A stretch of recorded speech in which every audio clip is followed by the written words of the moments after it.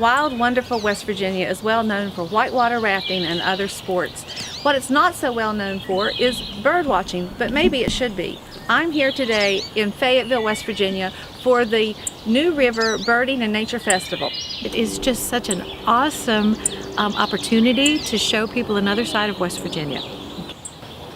Well, today we'll have about 50 or 60 people total, and that number will grow throughout the week and change. Some people come and go. So we'll do about 100 people a day by the end of the week. Well, I'm authorized by the federal government to put up what we call mist nets, which you've seen. Look like giant hair nets, about 42 feet long and 8 feet tall. And when you put them up against vegetation, they kind of blend into the mist. That's why they're called mist nets. And we put those up and the birds come along, they can't see the net and they get caught.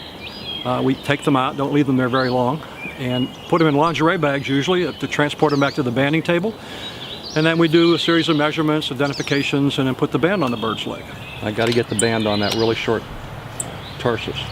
I also go in the winter to Central America, where Ernesto Carmen, who's a Costa Rican national, and I band hummingbirds. And those hummingbirds that we band there may come back to the U.S. And in fact, we've had one from Costa Rica show up in Savannah, Georgia. That was the first time a hummingbird had ever been banded on the wintering grounds and found again back here on its breeding grounds. So we got one piece of data from that bird and let it go. We started coming to the birding festival 5 years ago. I cannot imagine spring any longer without spending our time here in the New River Gorge. And even over the 5 years that we've been coming, we've noticed the inclusiveness of the attention that's paid to the wildflowers, to the plants, is equally important to a number of participants, as are the birds. So if I were just to say to somebody, do you like to be outdoors in the beauty of nature in an absolutely gorgeous part of the continental United States, where the welcome is as warm as it's possible to be, the food is good, the friendships that you develop become friends that you care about over time, this is the place to come.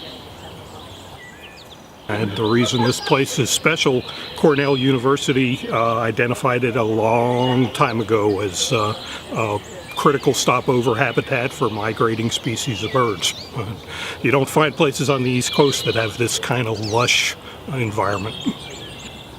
We're situated right now in the Appalachian heartland, and the Appalachians are really one of the most biologically diverse areas of the whole country. And it's primarily because you've got all these hills and valleys, you've got a lot of rainfall, and you've got really moderate temperatures. It's not super, super cold or super, super hot. As a result of that, there's a tremendous plant diversity, many kinds of wildflowers and trees and shrubs. There's also the subsequent diversity of bird life. A lot of those birds may feed on insects that are also diverse, that feed on different species of trees. And so the combination of all those things. One of my favorite things about the Bird Festival is letting people know new things about that they spend every day with and don't have any idea. So it really does open people's eyes to the common and makes it really special for them. The birds are really unique.